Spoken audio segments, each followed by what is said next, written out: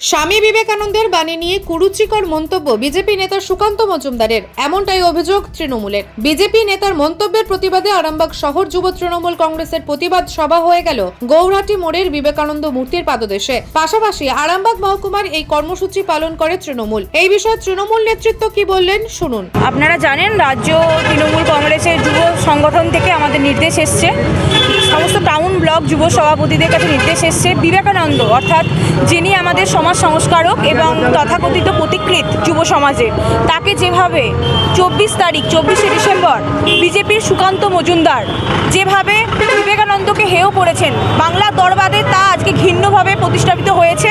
সেই জন্য যুব তৃণমূল কংগ্রেস আজকে আরামবাগ টাউনের বুকে সমস্ত নেতৃত্বকে নিয়ে আজকে আমরা এই প্রোগ্রাম করছি এবং ধিক্কার জানাচ্ছি বিবেকানন্দের মতন বাণী যারা শিকাগো শহরে পৌঁছে গেছে, সেই বাণীকে অপব্যবহার করেছে সুকান্ত মজুমদার।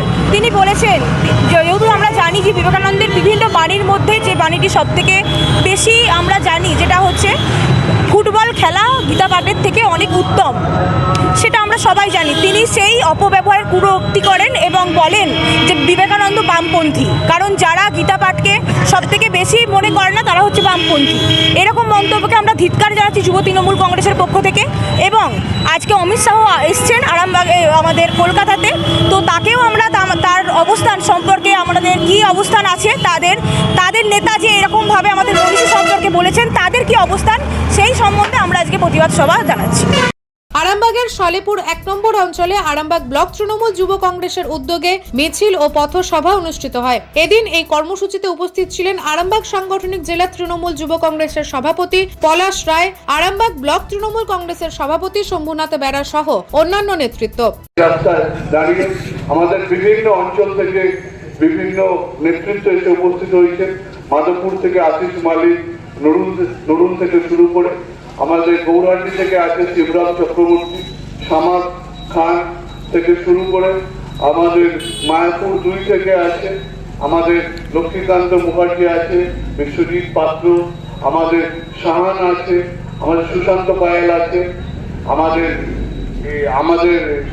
শাহান আছে, আমি বললাম আদি, এবং অন্যান্য অঞ্চল থেকেও আমার বহু কর্মীরা আছেন। আমি সকলেরকে আলাদা করে আর নাম নিচ্ছি না, কারণ প্রত্যেকের নাম নিতে গেলে সময় চলে যাবে। আজকে আমাদের আরেকটি বড় উৎসব। নিউজ আজ বাংলা, আরামবাগ।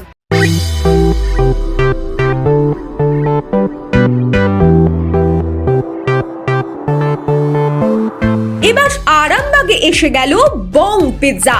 আভিজাত্য পুষ্ণ বাঙালিয়ানা পরিবেশে সুস্বাদু খাবার নিয়ে আপনার শহরে হাজির বং পিৎজা। ঠিকানাটা অবশ্যই মনে রাখবেন, link road, Arambagh, bank of ইন্ডিয়ার পাশেই। আরাম করে রাজশাহী পরিবেশে খাবার নাম বং পিৎজা।